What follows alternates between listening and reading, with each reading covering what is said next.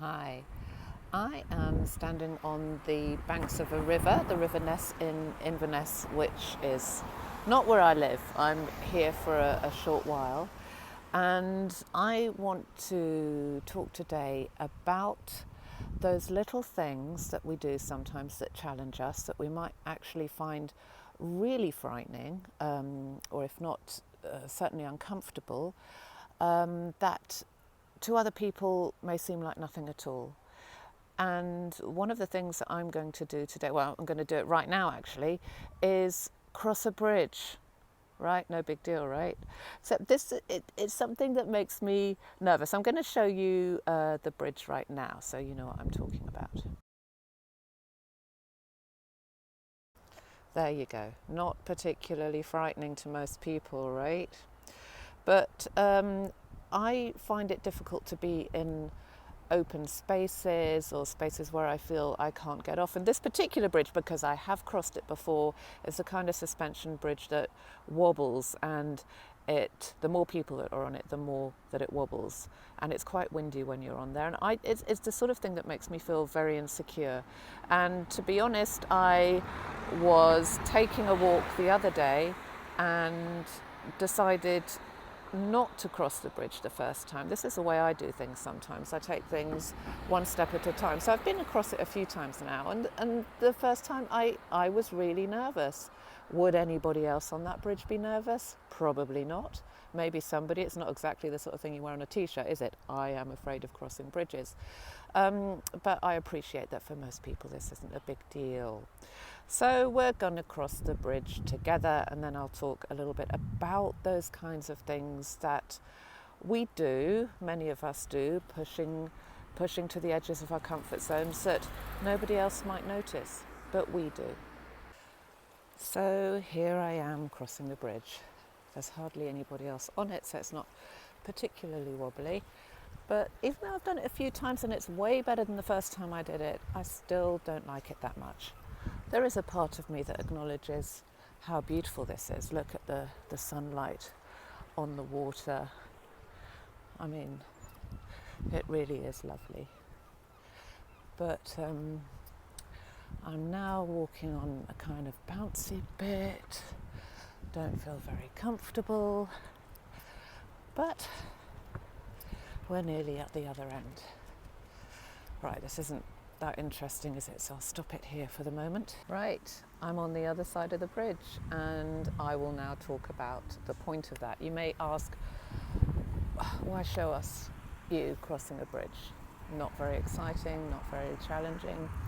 Well, the whole point was to show how that many of us, I know there are many people who push themselves to the edge of their comfort zones frequently, sometimes even every day. For some people, their journey to work, which isn't exactly a choice, can be difficult. Okay, I wanted to cross that bridge, so I did have a choice in the matter. But there are many things: making a phone call, driving on a motorway, crossing very wide, busy roads. I don't know, things that I can't think of right now that people do, and that might feel difficult to justify or explain being afraid of. And I think we need to acknowledge and even celebrate whenever it is that we do something, however small, that takes us to the limit of our comfort zone and then beyond. If I just told you I jumped out of the aeroplane with a parachute, that would be easy to understand, right? It would be easy to understand why that might be frightening.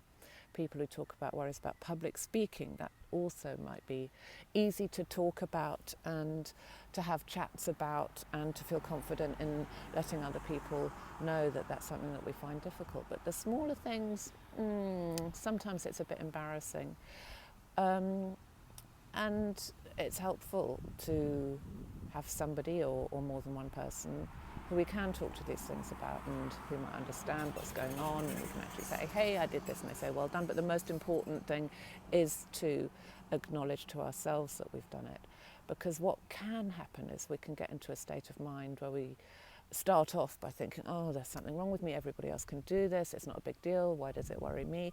And then when we do it, rather than celebrating or acknowledging that we've achieved something, it's something more along the lines of, oh, phew, well, I did it, I hope nobody noticed, and that's all right then, let's just carry on. And what you've actually done is just move to the edge of your comfort zone and gone through it. And the more we do that kind of thing, the easier it is to recognize the fact that we can do it, and hopefully the easier it also gets. So the most important thing is for us to acknowledge when we do that, whatever it is. I wanted to share a couple of things that I found helpful in challenging myself and doing things that I don't like doing, or more specifically I'm afraid of doing. You may find it helpful, you may not. I will share in the hope that some of you will do. The first one is that I changed from what I used to do, in that when I was about to do something, or while I was doing something that I didn't like, I used to tell myself that the thing I was afraid of was definitely not going to happen, right? So basically, just crossing that bridge, I would have told myself, definitely nothing's going to happen, it's definitely stable, it's definitely not going to fall down, I'm definitely not going to fall off, which logically I know is true, but when you're in the state of fear, logic can sometimes take a back seat, right? So I moved that from a definitely, which can create a real sense of pressure, like trying to put those emotions that we don't like, I've spoken about this before, into a box and shutting the lid on really tight and hoping that they disappear and don't come out, which ends up being like putting something into a space that's too small for it, and it creates this pressure. You've got to maintain keeping the lid on that box, and the same thing happens with those definitelys sometimes, at least. So I moved from that to talking to myself about how things would probably not happen. So that bridge most probably won't fall down, and most probably won't fall off. And even though it seems counterintuitive perhaps, it kind of softens the whole experience, takes some of the effort away, and it makes it, or has made it for me, easier. You can imagine using the same thing if you're scared of flying, something else I'm really scared of, by the way, where we might, or I used to certainly tell myself that the aeroplane is perfectly safe, it's definitely not going to crash, definitely not going to crash, definitely not going to crash. And exerting that kind of pressure and effort that kind of requires maintenance. And also the other point about that is that the unconscious, or the spirit, whichever you want to think about, or both, do not recognise the word not. So when we tell ourselves that something is not the case or will not happen, what we're actually communicating to our unconscious or to spirit is the thing that we are trying to communicate the opposite about. So, for instance, if I was to say, I'm not scared, on one level, I'm actually telling my unconscious, I am scared, right? So there's that. But there's also then the release of that pressure by saying there's a minute chance, absolutely minute, that the aeroplane may fall out of the sky, but it probably won't. And again, that pressure eases. Okay, maybe you'll find that helpful, maybe not. It could be something to play with. The second thing I wanted to say was that I used to be very, very ashamed and embarrassed of having illogical fears. And if I was with other people, for the most part, I wouldn't say anything. I'd just pretend that everything was okay, kind of fake it, or I'd just say, I'm not doing this, and make up some reason. But if I did do it and I didn't tell anybody, it felt a bit like white knuckling it, like I've got to pretend everything's okay, I've got to act normal, and I'd end up getting really tense, probably quite cranky, probably a little bit weird, and more afraid.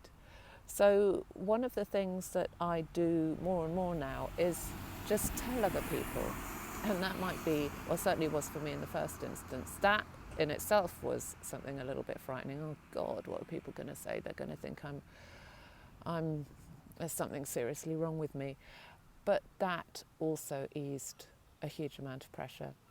And the purpose of telling people wasn't necessarily that they'd fix it for me or make me not afraid, but it removed that effort of trying to pretend I wasn't. And I haven't come across anybody in the years since I've started doing this who have reacted in a way that's upset me or made it worse. A lot of people don't understand, but that's okay. The point is that I have removed the pressure from myself from having to hide it or feeling that I had to hide it. Well, there you go. I hope you find some of that useful.